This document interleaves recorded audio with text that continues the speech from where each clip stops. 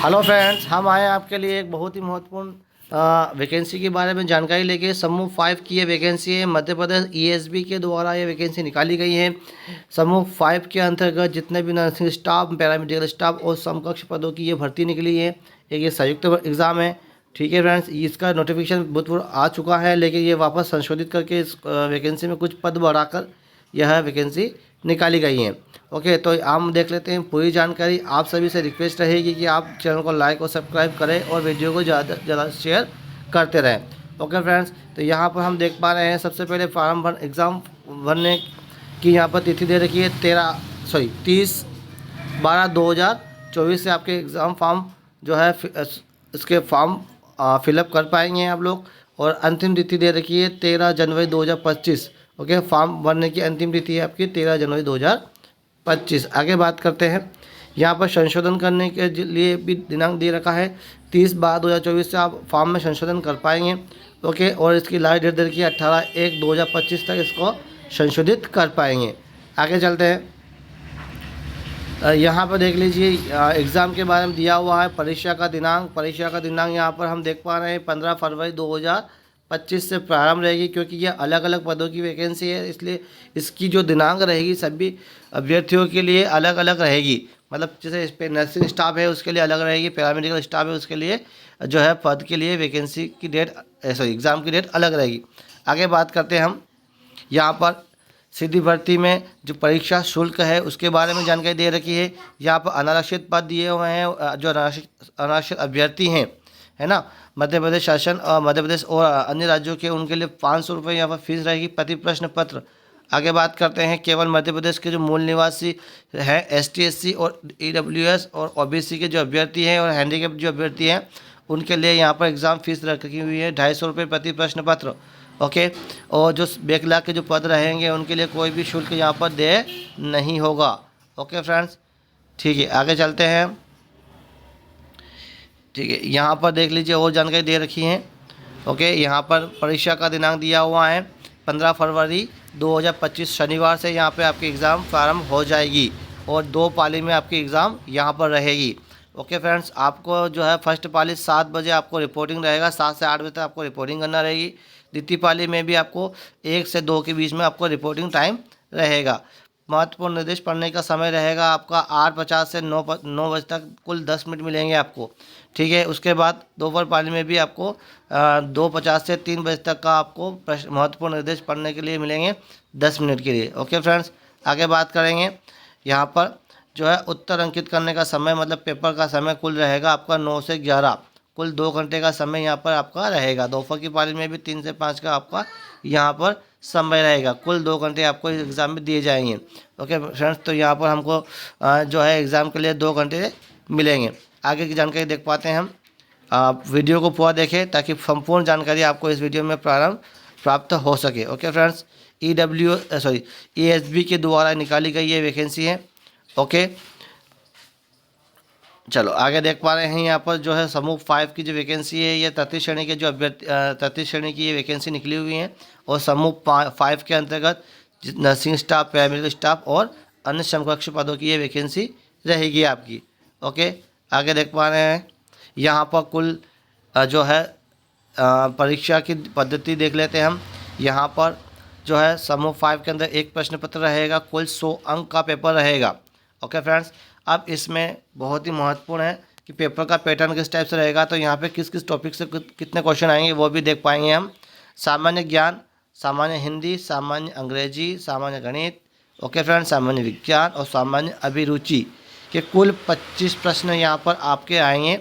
Okay friends, और second जो रहेगा यहाँ पर आपका तकनीकी ट्रेड पर आधारित प्रश्न रहेंगे, जो कि 75 नंबर का रहेगा। मतलब कि आपका जो सब्जेक्ट रहेगा, जिस सब्जेक्ट के लिए आप वैकेंसी अप्लाई कर रहे हैं, उसका 75 नंबर के अंक यहाँ पर क्वेश्चन आएंगे। ओके फ्रेंड्स, तो आपको ये बहुत ही महत्वपूर्ण जानकारी थी कि 100 नंबर का पेपर रहेगा, 25 नंबर का आपके अन्य सब्जेक्ट रहेंगे और 75 नंबर का आपका तकनीकी जो ट्रेड है उससे संबंधित क्वेश्चन यहाँ पे आएंगे।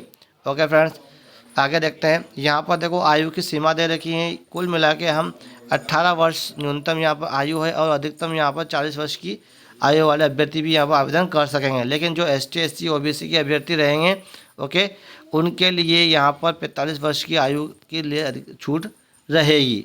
ओके, और जो गणना करेंगे आयु की, वो 1 जनवरी 2024 से आपकी गणना की जाएगी कि इस दिनांक से आपकी कैलकुलेशन की जाएगी कि आप कितने वर्ष के यहाँ पर रहेंगे। ठीक है। मध्य प्रदेश के स्थायी निवासी आवेदकों के लिए यहाँ पर कुछ छूट रहती है। ठीक है। खुली प्रतियोगिता सीधी भर्ती भरे जाने वाले पदों के लिए 18 से 40 वर्ष रहेगी। ओके, और जो मूल निवासी हैं मध्य प्रदेश के, उनके लिए, और ST SC अभ्यर्थी हैं जैसे कि हैंडीकैप्ड हैं, है ना, ST SC हैं, महिला हैं, जो भूतपूर्व सैनिक हैं, है ना, निगम मंडल स्वशासी संस्थाओं के कर्मचारी हैं, उनके लिए अधिकतम आयु के लिए यहाँ पर 5 वर्ष की छूट दी गई है। आगे बात करते हैं, ये अन्य जानकारी हैं, ये इसको अपन छोड़ते हैं। जो महत्वपूर्ण जानकारी होगी वही आपको हम बताएंगे डायरेक्टली, है ना। ये सभी जानकारी वैसे तो महत्वपूर्ण ही है, लेकिन जो एग्ज़ाम से रिलेटेड हैं उसके बारे में बात करते हैं। यहाँ पे बहुत सारे नियम शर्तें दे रखी हैं, है ना। आप चाहे तो इस पूरा वीडियो PDF का मैं आपको लिंक दे दूँगा, है ना, आप इसको देख लेना। अब बात करते हैं आरक्षण की। यहाँ पर SC ST वालों को 20 और 16% दिया जाएगा, और जो है OBC वालों को 27% का यहाँ पर आरक्षण दिया जाएगा, जो कि न्यायालय के निर्णय के अधीन रहेगा, है ना। यहाँ पे बहुत महत्वपूर्ण बात कही है, क्योंकि 27% तो लागू कर दिया, लेकिन इसका कोर्ट केस चल रहा है अभी, है ना, पूर्णतः लागू नहीं हुआ है। तो जैसे न्यायालय का जो निर्देश रहेंगे उसके हिसाब से यहाँ पर आपको OBC वालों को आरक्षित कर दिया जाएगा। जो आपके EWS वाले अभ्यर्थी हैं उनको 10% का यहाँ पर आरक्षण प्राप्त होगा। ओके फ्रेंड्स, आगे बात करते हैं। ठीक है, यहाँ पर संविदा के पद हैं, उनके भी कुछ नियम दिए हुए हैं, है ना। यात्रा भत्ता के बारे में दिया हो गया है, यहाँ पर कुछ यात्रा भत्ता भी दिया जाएगा, है ना।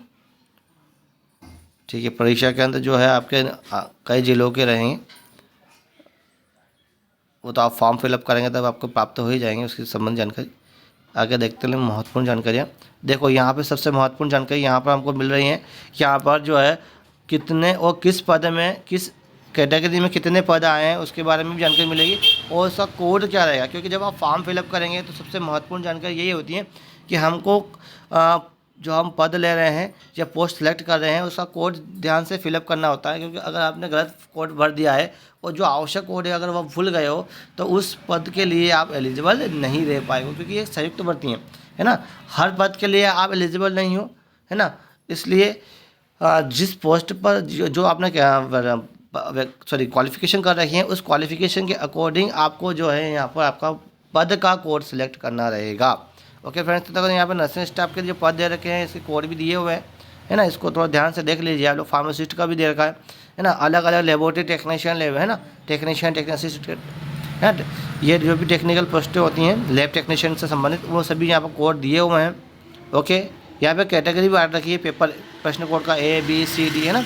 नर्सिंग स्टाफ जितने भी होते हैं, नर्सिंग ऑफिसर होते हैं मेल और, है ना, उनके लिए A कैटेगरी दे रखी है। फार्मासिस्ट के लिए B कैटेगरी दे रखी है।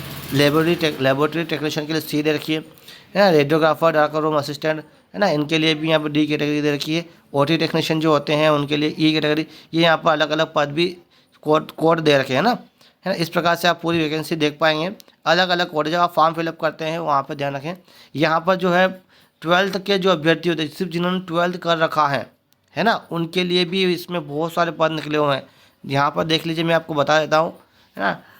यहाँ पे पॉइंट नंबर 14 जो left attender, destruction hall, OPD attender, dresser, है ना, diocese attender, OT attender, dark room attender, lab सहायक, डार्क रूम सहायक, OT सहायक, ड्रेसर, तकनीकी सहायक, ये जितने भी पद हैं ये सिर्फ 12th के बेस पे, मतलब 12th बायो वाले ही इनको फिलअप कर सकते हैं। ओके फ्रेंड्स, तो ये इतने सारे पद यहाँ पर निकले हुए हैं, ये सब पद कोड है ना। अलग अलग डिपार्टमेंट में अलग अलग पद कोड दिए हुए हैं यहाँ पर। ओके, और इसको एन कैटेगरी में दिया हुआ है। तो जो 12वीं जिन्होंने सिर्फ बायो कर रखा है 12th से, है ना, उन अभ्यर्थी भी यहाँ पर आवेदन कर पाएंगे, है ना। तो जब फॉर्म फिलअप करें तो इस बात का ध्यान रखेंगे ये कोड आपके रहेंगे। ठीक है, तो आपको इनको आपके चयन के हिसाब से, क्रम के हिसाब से आपको किस पोस्ट में पहले आवेदन करना है उसके हिसाब से आप चयन करके यहाँ पर फिलअप कर पाएंगे ना। आगे बात करेंगे, ये बहुत सारे पद नीचे भी दे रखे हैं, है ना। इनको आप अपने क्वालिफिकेशन के हिसाब से भर सकते हैं। तो कुल मिला के यहाँ पर आपके 1170 पद यहाँ पर निकले हुए हैं। ओके, 1170 पदों के लिए आप यहाँ पर क्या हो जाओगे, एलिजिबल हो जाओगे। ओके फ्रेंड, अब देख लेते हैं किस डिपार्टमेंट में कितने पद निकले हुए हैं। यहाँ पर देख लीजिए, सीधी सी बात है, संचालनालय स्वास्थ्य सेवाएं, है ना, मध्य प्रदेश भोपाल के अंदर रेडियोग्राफर के सीधी पद निकले हुए हैं। यहाँ पर कुल मिला के 114 पद निकले हुए हैं ना, ठीक है। फिर लेबोरेटरी टेक्नीशियन के यहाँ पर 454 पद निकले हुए हैं, है ना। ये कुछ विलोपित हो गए हैं, इनको छोड़ो।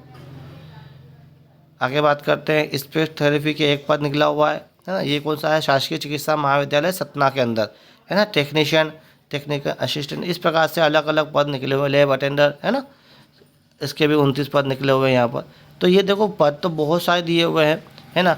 आपको जब आप फॉर्म फिलअप करते हैं तो आपकी क्वालिफिकेशन के हिसाब से इन पदों का अच्छे से देख कर, है ना, कि आप किस पद के लिए एलिजिबल हैं और, है ना, किसके लिए एलिजिबल नहीं है, उसके हिसाब को, क्योंकि क्वालिफिकेशन मांगेंगे ना। फार्मासिस्ट के लिए pharmacist, pharma, B pharma, D pharma आपको करना रहेगा। लैब टेक्नीशियन के लिए DMLT करना रहेगा। नर्सिंग स्टाफ के लिए नर्सिंग का कोर्स करना रहेगा आपको, है ना।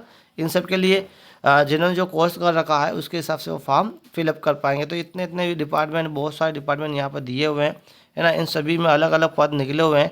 मैं आपको डिपार्टमेंट का नाम बता देता हूँ, मेन में किस किस डिपार्टमेंट में पद निकले हुए हैं।